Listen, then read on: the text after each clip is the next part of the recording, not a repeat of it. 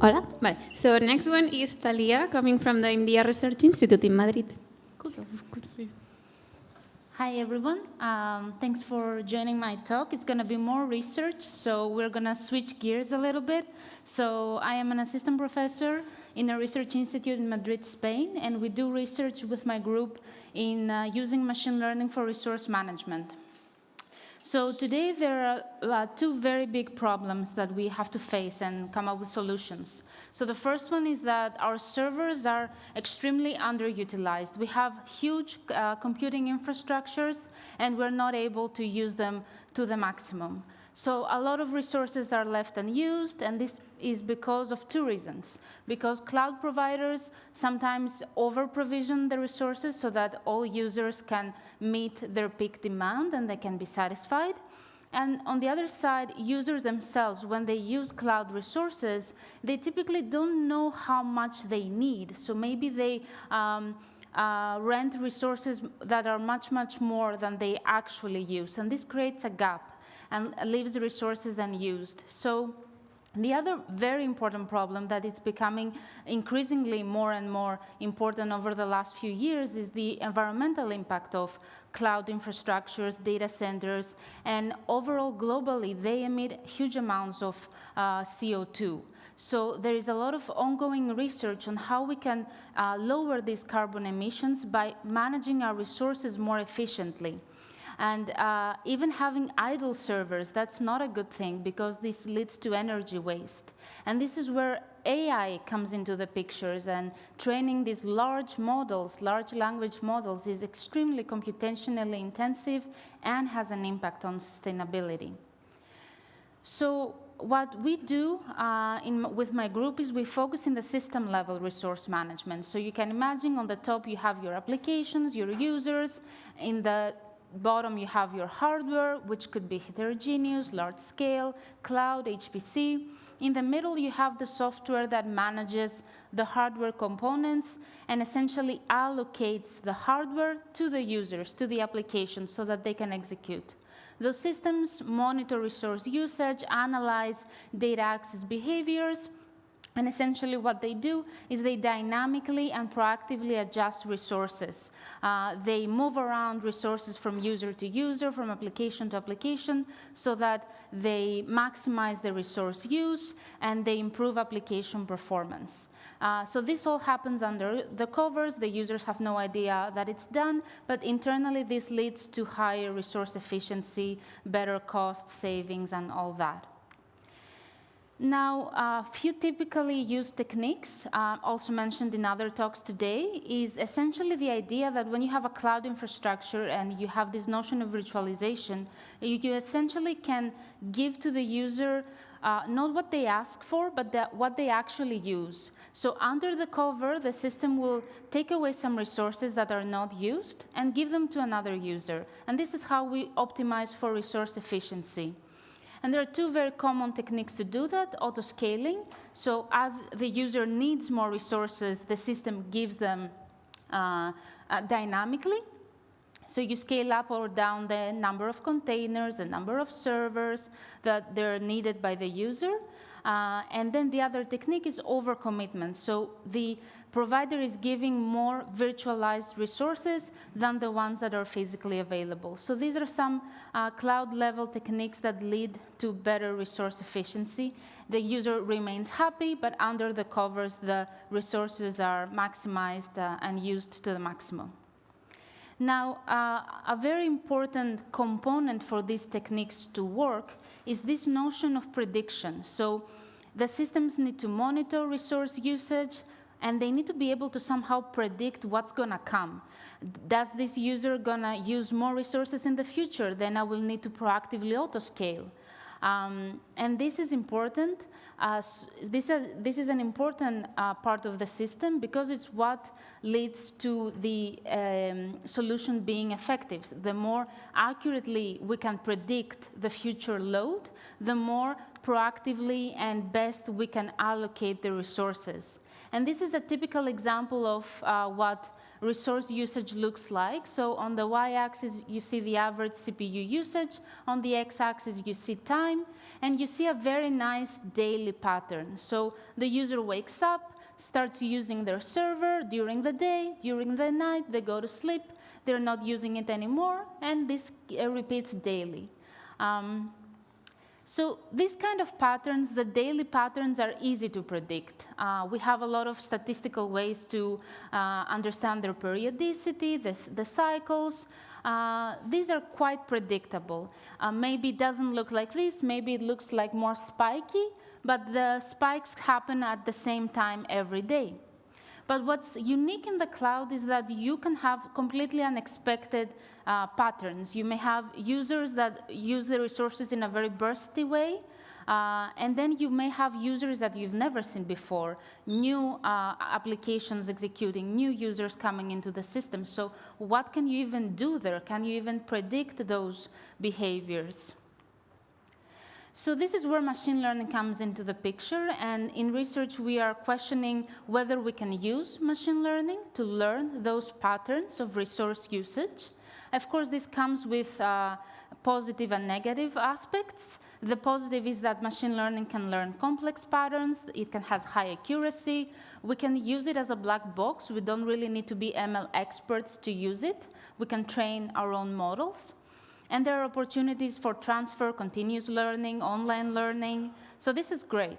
But then on the other side, of course, there are challenges, and especially they have to do with overheads. If you want to use machine learning in your system in real time, you cannot afford long training times, taking time to retrain, to learn. You need something that is super fast. It is hard to engineer them properly, to test them, to be able to explain what's going on. Interpretability is a huge concern because if the model predicts something that leads to an auto-scaling action and then the user has to pay more when they shouldn't have, this is super bad. So there are a lot of interpretability, engineering concerns when you want to use this in production. And of course, more recently, everybody is concerned with this environmental impact. Kind of thinking like, okay, the more ML I'm using, I'm actually doing the opposite effect. Maybe I'm hurting the environment. So in our research, what we want to ask and give solutions to is this question of, is machine learning necessary to learn those patterns of resource usage? Is it going to help me do better? Or is it not useful at all at the end of the day? So this question of to ML or not to ML, like an existential crisis. And what we do essentially, the first thing, and in research I think that's super important, is to understand what the data looks like. So we used a few data sets that are publicly available from large cloud providers such as Microsoft, Google, Alibaba. They have open source data that captures resource usage over time for CPU, memory, disk, at different levels, at the physical machine level, at the virtual machine level, at the application level. So how all these different entities use resources, and they capture a variety of patterns and that have different frequencies. So what we want to do with these data sets, we want to capture this notion of data persistence. How frequently does resource usage change over time? So essentially, we come up with this metric, which is, for those familiar with machine learning, essentially is the mean average error. So it's like the difference in the value between two consecutive timestamps. And the idea is that if this delta is low, then my data set doesn't change over time a lot. But if this delta becomes very, very high, it means that I have spikes. It means that there is a lot of variability in the data. So that's what we look on next in the every data set going on. So in the Alibaba data set that captures the physical machine level of use, essentially here what we show on the y-axis the cumulative distribution function, the probability that a value on the x-axis is less than. So here, for example, you see that the network and the network traffic has 0 delta. The disk, the memory, has less than 4% of an average delta, and the CPU less than 7%. What does this mean? that two consecutive values change very, very little, less than 4 and 7%, which means that the load is stable. And if you think about it, this makes sense because cloud providers try to stack up a lot of virtual machines inside physical machines. So they try to keep the physical servers highly loaded. And this leads to high but stable utilization over time. Going into a higher level, at the virtual machine level, where you could have many virtual machines in a single physical machine, things start becoming a little bit more variable. So we see average values 10%, 6%. And this makes sense because at the virtual machine level, our patterns start becoming more periodic. They reflect the user activity. The users typically wake up in the morning, use their servers. In the night, the activity gets lower. So here, the values change more. But again, not super... we don't see spikes or like super dynamic behaviors. Where we do see those behaviors is at the application level. When you submit jobs, inside the job is reflecting computation, is reflecting what the application is actually doing. So here is where values now become much larger, depending on what the application is doing. So at the application level is where you see the highest variability. But of course, this is where the different levels of resource now matter, because memory allocations here actually don't have a very variable behavior, because in our programs, we allocate memory in chunks. We allocate memory for arrays, we do computation, next array, so the memory increases in stable increments. Now, why is this all important to figure out? Essentially, what we wanted to figure out is by looking at this data and this, whether they're dynamic or not, we wanted to understand when should I use machine learning and when can I do something simpler, statistical, existing, essentially. So we categorize the data like this. So on the first table, you have application that has dynamic patterns. So the persistence here is low, and this is where you should use machine learning to learn those dynamic patterns. But at the virtual level, at the physical machine level, we have stable periodic patterns where existing solutions will do great. And if you focus on the different resource types, CPU is the most dynamic one because it reflects computation. And this is probably where machine learning would be useful. But for the rest, we don't see high variability. We can get away with simple statistical methods that we use right now. So this is great because it gives us a data-driven approach and insight on when or not to use machine learning. And this can be extended to other notions, like if you work with different kinds of data, maybe that's a way to think about the use of ML. So what we propose essentially is, as a system design principle, something that is actually pretty old from the 60s, is that this notion that simplicity should be a design goal. We should not overcomplicate our systems if we want to have fast, real-time, adaptive, dynamic systems. So we propose KISS with a twist. It's called Keep It Simple, Smart, Sustainable, because essentially it's smart because we do want to use machine learning, but to the minimum use, let's say. And sustainable exactly because of that. We have minimal use of ML, so minimal environmental impact. The goal is to maximize the predictions we make so that we can maximize resource efficiency in return for minimal overheads and impact.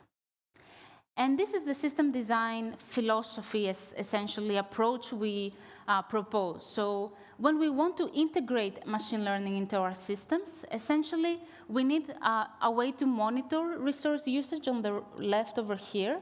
We need to understand and recognize patterns. What behaviors do we see? Do we see periodic patterns, dynamic patterns, stable use, and classify those? Then we go into this existential question to ML or not to ML, but here it becomes data-driven. The classifier will tell us essentially what to do. And if this question is, the answer is no, then we will use non-ML solutions that we have right now and we have been using for years and years. And if it is, if we should use machine learning, Probably we will have a library of models that we have pre-trained already. We can choose one of them, or we can deploy a new model. It's up to us to decide. And then the combination of these two will give us a prediction. The prediction now will be used in the system, maybe to do auto-scaling, to do something to improve resource efficiency. And of course, this feedback loop is extremely essential, because it will tell us if these predictions helped improve the system or not. So building towards realizing this system design approach, we experimented with different non-ML predictors. These are things used right now in production systems like Google, Microsoft, and they're very, very simple statistical ways to capture the distribution of the data. Recently, this work from Google said that for overcommitment, we should be able to predict peak load. So let's take the maximum from all these predictors. And essentially what happens here on this graph is you see on the y-axis the prediction error. You see extremely huge values. Why does this happen? Because these predictors are not built to learn patterns. They're built to predict peak load. So intuitively, they do the opposite thing that they're actually used. So extremely high error, not robust to learn patterns, just to predict peak load. And what we propose here is taking a step back and doing something super simple and naive. Sometimes simplicity can rule because it actually works. So here what we propose is this persistent or naive forecast that assumes that the next value in my time series will be the previous value. So it's like assuming that data persists over time. And what you see here on the graph on the right, it's the previous graph with this persistent forecast on the right. Essentially, you see the error reduce because this predictor follows the data as it goes. So it is able to significantly reduce the error. And why this happens? Because of the data itself. As I showed you before, when we analyzed all these different data sets, we saw that the data doesn't change drastically for most of the times, for server level use, for memory level use. So this type of simple predictor can work great in these scenarios. So in our system design approach, the persistent forecast fits very nicely in this component. And recently, we also started exploring what could we do for this ML-based component. We experimented with LSTMs, which is a type of time series predictor used widely for weather forecasting, time stock market forecasting. They're good. They're extremely hard to fine-tune. You need to tune them on a time series granularity. Sometimes it overfits, and it leads to you thinking it works, but it didn't really work. So what we observed is that essentially in this box here, you see that it's actually shifting the input data. So it's not really learning, it's overfitting. So this is a sign that this whole notion of ML exploration needs time. So we need to take a lot of models, compare them, see which one is best, which one has lower overheads, and this is, of course, future work. So with this, I summarize. Essentially, we ask this question, is machine learning necessary? My response is no, and this is something that the community agrees, especially companies and systems people agree that we don't really have to use ML because everybody is using ML. Of course, there are cases where it can be useful. As we show here, we demonstrate data-driven insights. We demonstrate that applications and CPU level use could improve their predictions by using ML. And what I want you to remember is this notion of simplicity. Simplicity rules, keep it simple, keep it sustainable.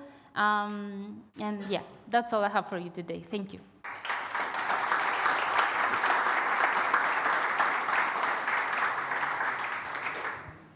Any questions? Questions? Yeah. Yeah. All right, thank you. Could you mention briefly a use case where you apply these techniques to improve the utilization drastically? Like what is a use case where maybe intuition may not work, but when you use these techniques, you can see the benefits? Auto-scaling is one technique. Essentially, you want to scale up or down the resources based on what the user is doing. So right now, the best way to do this is to react, to say that, oh, the user requested, is using a lot more memory, I should give them more memory. By using those machine learning and these predictive components, we can proact, we can give more memory to the user before they actually need it. And this leads to essentially user satisfaction and application performance. So the user and their workloads will run fast because they're not throttled. They have the memory they require. And this is a hard problem. These statistical models that we use right now that don't use ML cannot predict sudden changes. This is a super hard problem, and even for ML is super hard, but there are models that we've seen that can learn those dynamic changes, and this is where you see a great impact. Yeah. Based on what you were describing, Yeah. The scenarios where you're seeing the highest variabilities on the applications themselves. Yeah. Why can't you learn on an application? You had to run it, say, 100 times. You would always have more or less the same pattern. Yeah. So couldn't you then do more optimized way of providing resources to the application because you know how it's going to behave? And this is one approach to do that. Essentially, you profile your application again and again, and this works great for HPC workflows that maybe are consistent. You know, every time you run them, they show the same behavior. This is great, but we target systems, operating system level, that should be applicable across applications, regardless of user or application. We want to build a more generic solution. What you said, of course, is if you have a user that is using this application and maybe they give you money to do it, yeah, you can optimize for that, for sure. Yeah. But the general problem is much harder to solve. Yeah. Thank you. So in the generic context, so this makes a lot of sense, but once we move to particularly HPC context, once we use MPI, auto-scaling doesn't seem to be the right way to target this kind of situation, because MPI itself cannot automatically scale and add more or less resources as we go. It's more kind of a static. But then maybe it's the amount of resources you are giving it, and are you actually using all of them, or do you always have some amount of memory, some amount of cores that you never use, but you thought you'll need? So in this context, it could be still applicable. Yeah. Cool. We have one more. Going.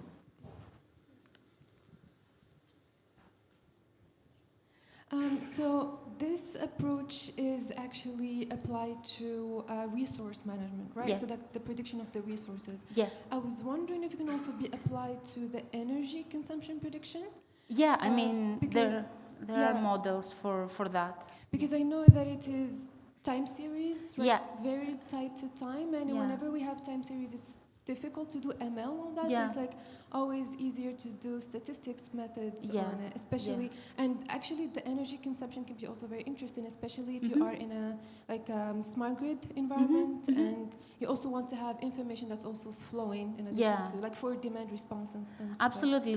This problem applies to any time series forecasting problem, essentially, because statistical is what we do right now and what works for years, but the patterns do change, and we do need something smarter. So how do you combine statistical and ML to the best of both worlds? Energy is another use case, and then arrival rates is another use case. Learning when a job will be submitted, and if this job gets submitted every day at the same time, great. But if this becomes more dynamic, what can we do? So any time series related data is applicable.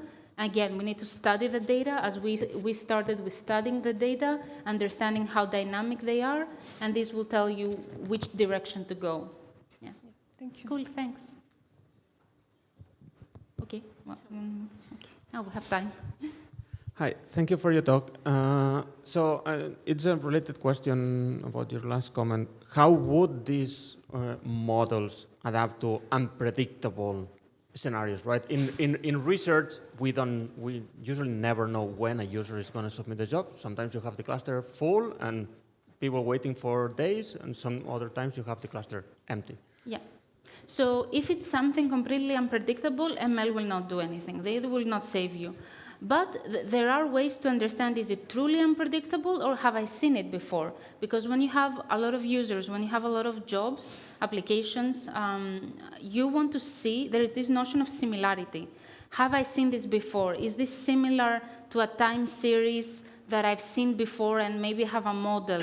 Or maybe I have if it's periodic, I know it's going to be statistical. So similarity is one thing to understand if it's truly unseen.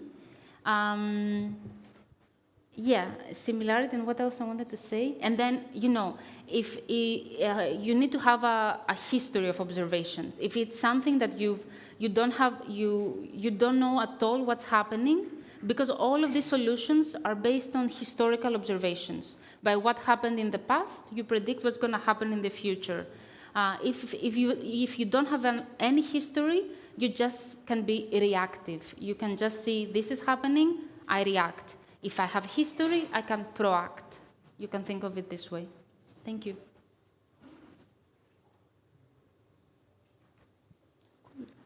Any more questions? Otherwise, thank you again. Thanks a lot. Thank you.